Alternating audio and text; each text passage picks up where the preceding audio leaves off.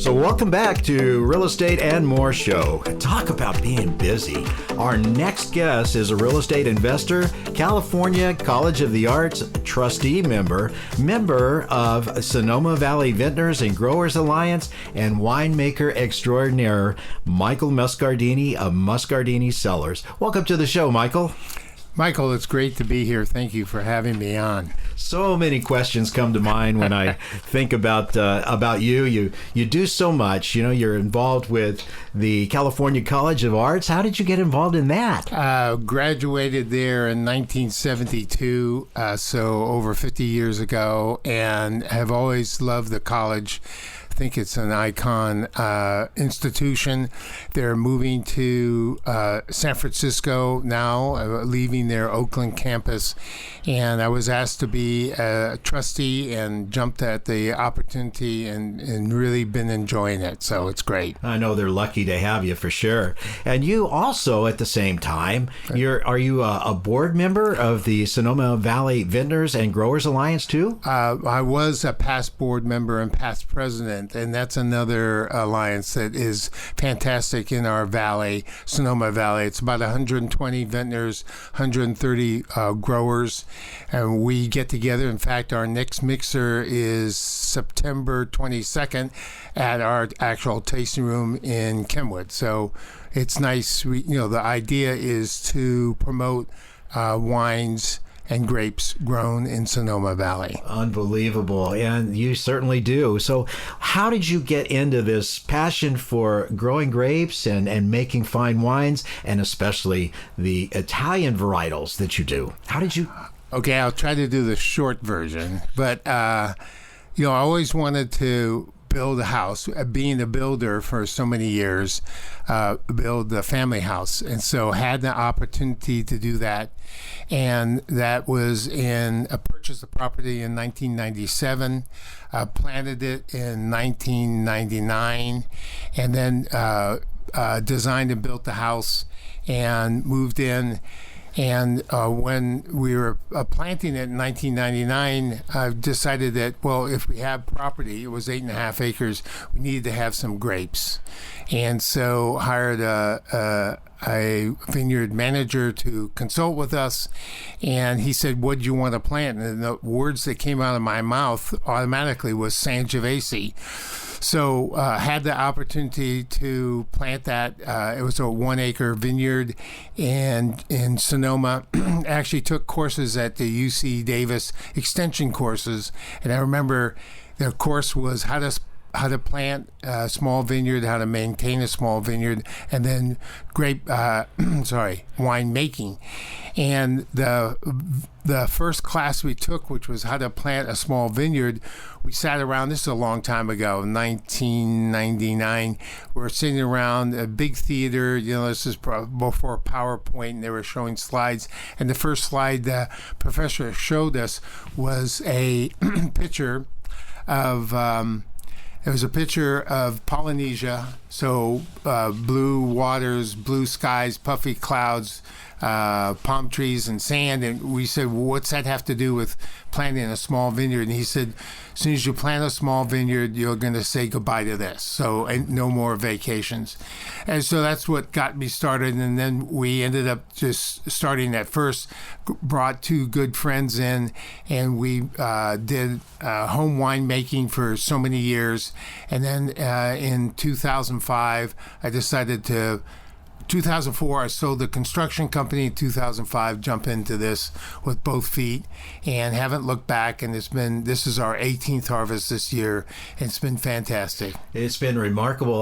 The first time that Nancy and I ever visited your tasting room, yes, it was with another winery. It was along this road. Yes. And I remember going there, and you had won several awards for Muscardini Sangiovese. And yes, and it was just phenomenal. We enjoyed it, and it was great. And then fast forward another couple of years from then, we went back with some friends to your tasting room, and we're looking around and say, this place doesn't look familiar. Gosh, I hope we didn't overdo it the first time, only to discover that you'd actually moved your tasting room to Kenwood, which is really a nice facility. Just went and had it redone, did you not? Yes, it did.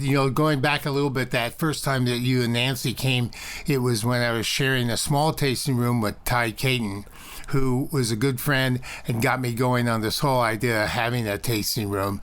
We were together for 5 years, and so 10 years ago, we decided to work separately, and I found the opportunity to get the Red Schoolhouse, and this is a schoolhouse that we're currently in, and have been there for 10 years.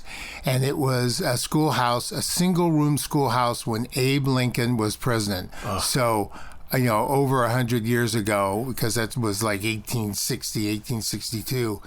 And we're currently there, been there for 10 years, and myself, Brian Wise, and I just purchased the building August 4th. He intends to move one of his wineries in there, Amapola, and which will be happening any day soon.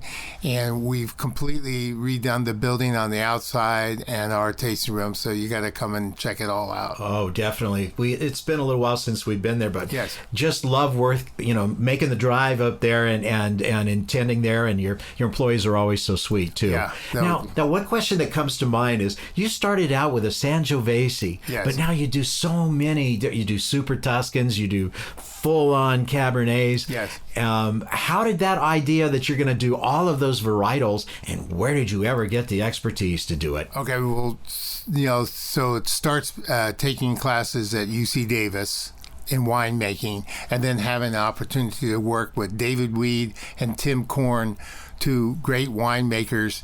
And unfortunately, God bless them, both of them passed away. And then having the opportunity to work out of Deerfield Ranch, and I get to work with Cecilia Vidiviez and Robert Rex, the owner of the ranch. And we have an opportunity to do the best wine possible.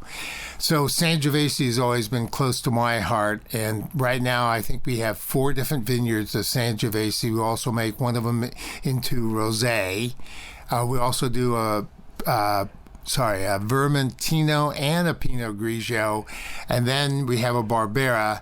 And then, to make our Super Tuscan, our flagship, which is called Tesoro, means treasure in Italian and Spanish, we need a little Syrah, need a little Cabernet. So got into Syrah and Cabernet, and we also make those as standalones. Unbelievable. So the only additional to the Cab Syrah is Zinfandel.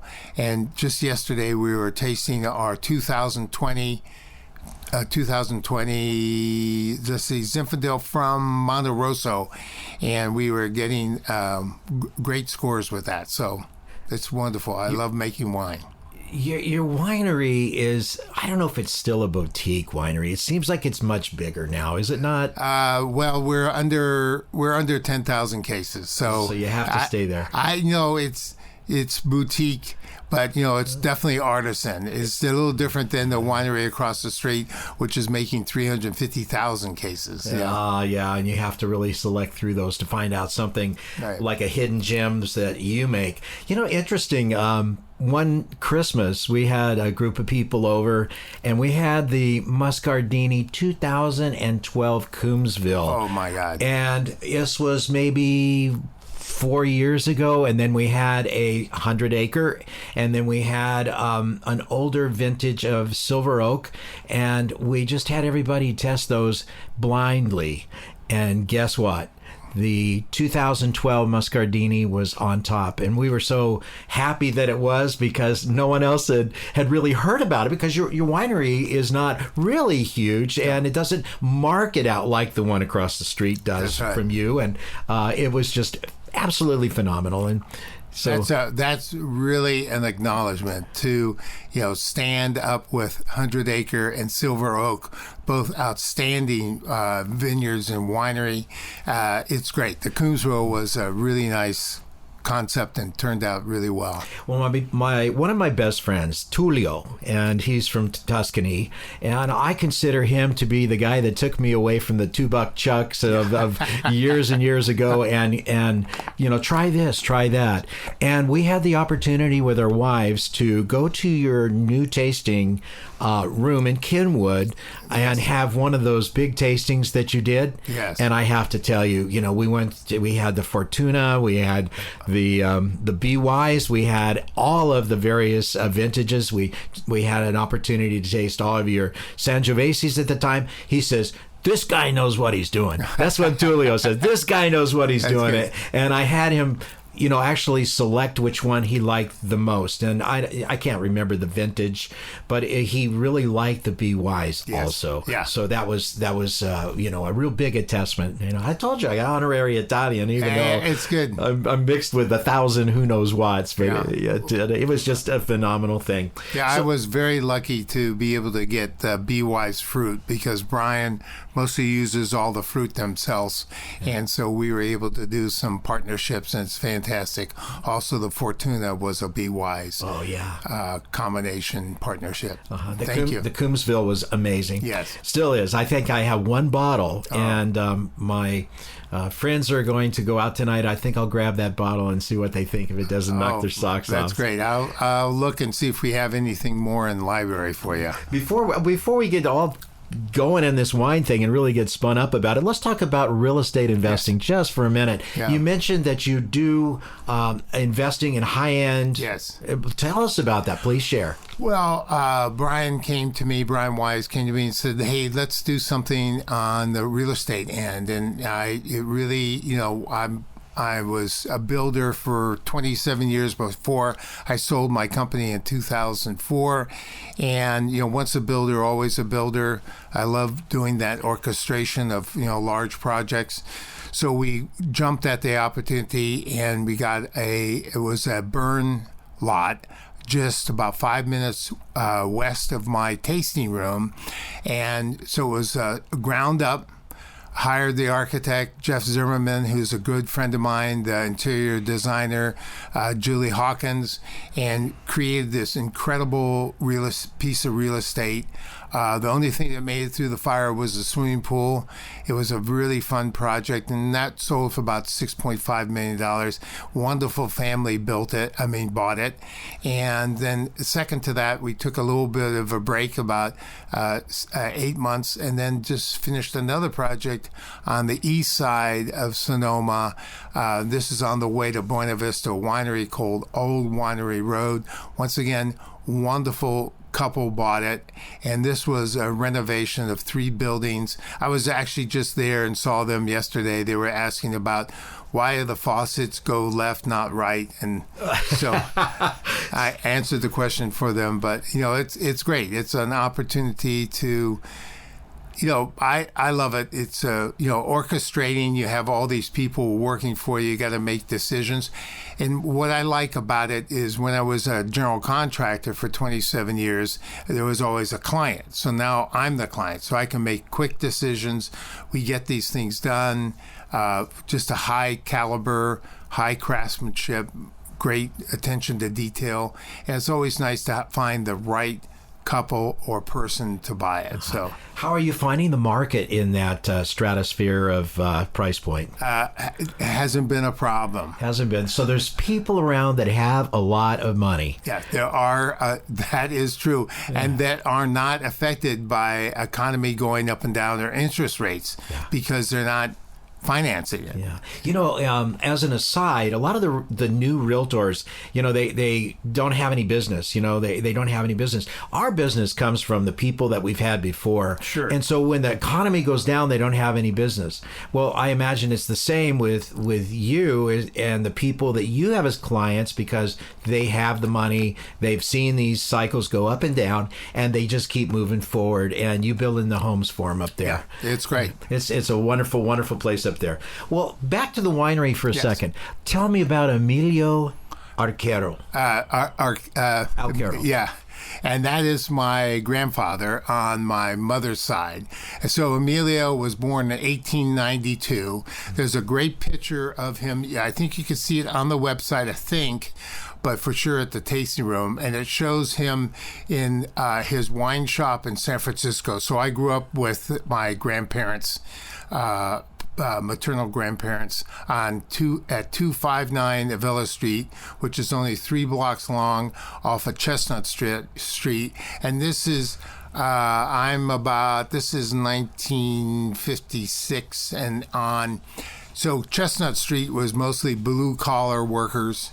Now all the women are wearing exercise clothes, and the only business that's still there is Luca Delicatessen, which my grandfather worked for when he first came over here.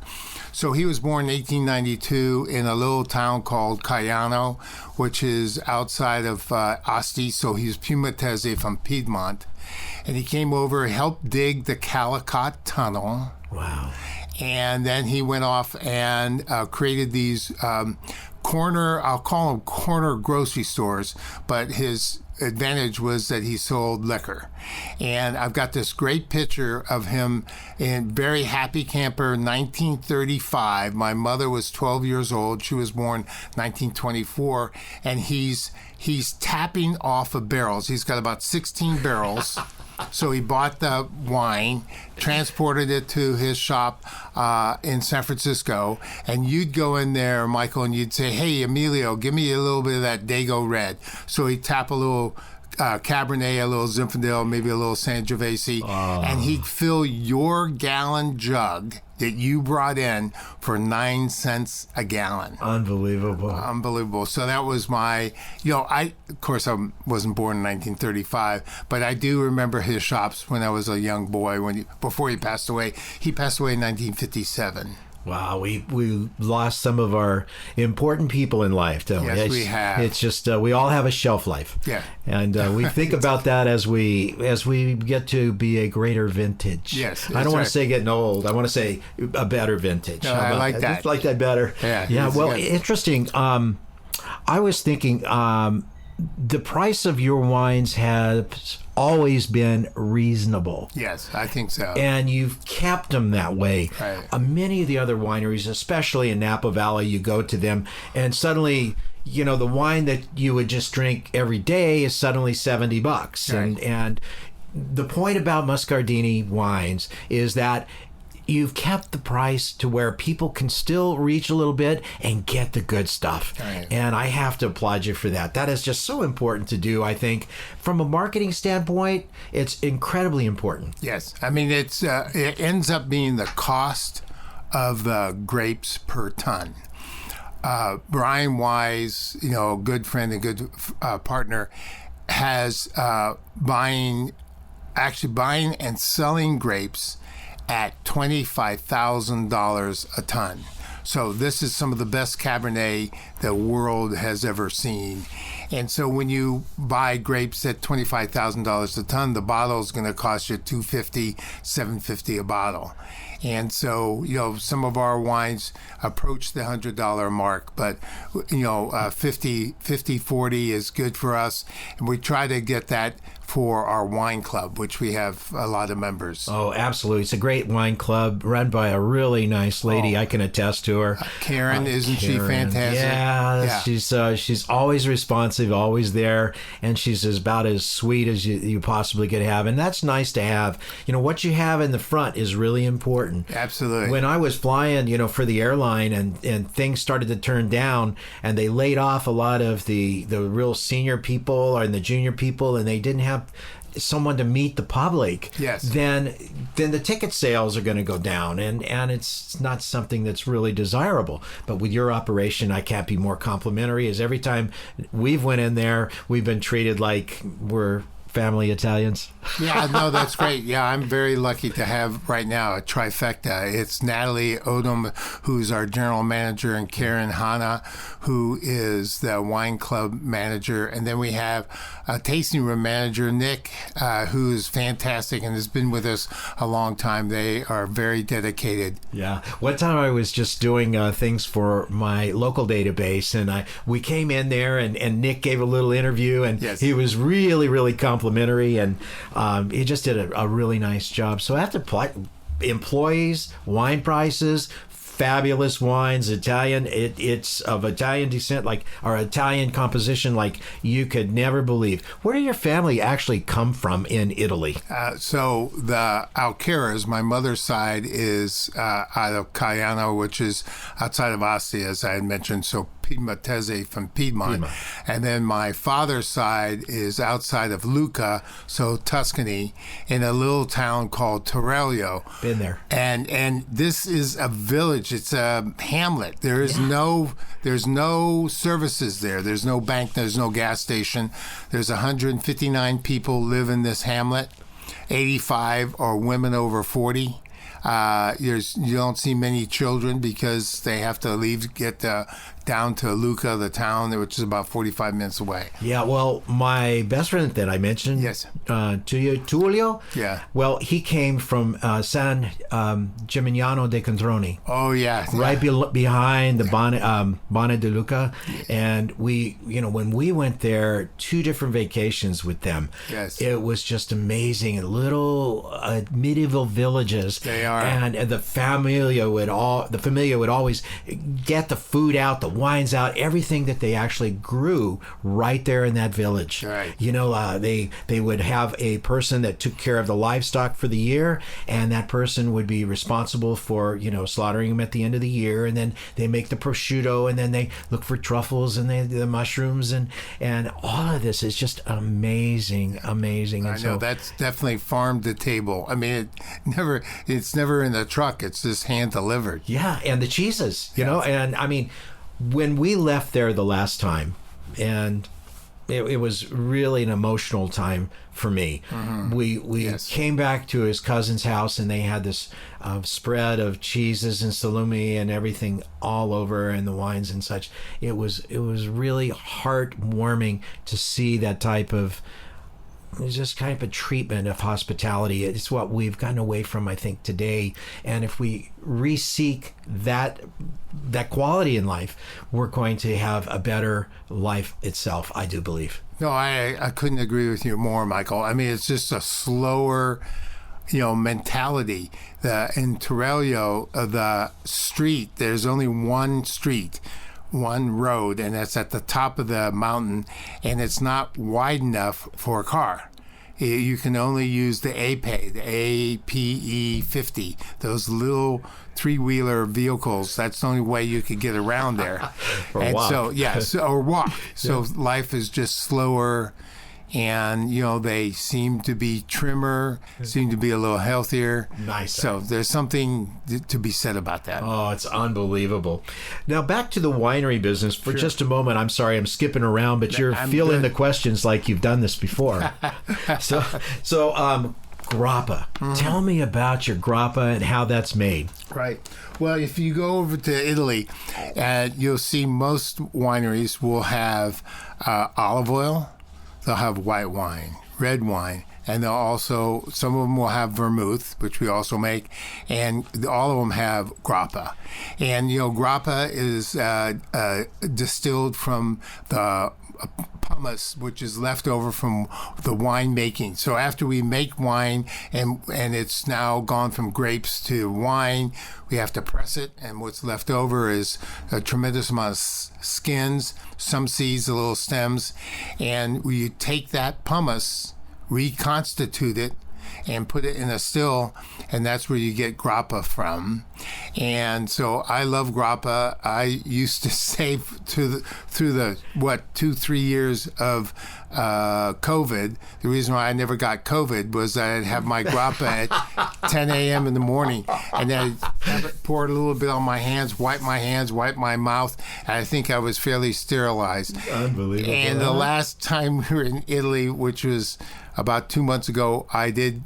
Kate got COVID. I got COVID. But we made it through it. But grappa is fantastic, and I love. But you can't drink too much. You can't drink too much. And this is interesting because you usually have it as a at the end of a meal. So at the end of the meal, you'll have one. You'll go, okay, good. I'll have another, and then you wake up and you go, oh wow, maybe I had a little bit too much. But the Italians have something for that. Yeah, so you wheelbarrow.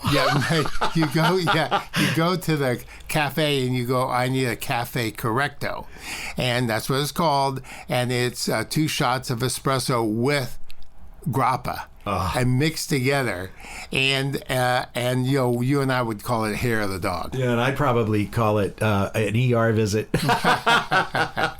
Muscardini Winery. The tasting room is in Kenwood. Look it up, and I'll give you a number at the end, and also their website number too to help you to find it. But what a nice experience.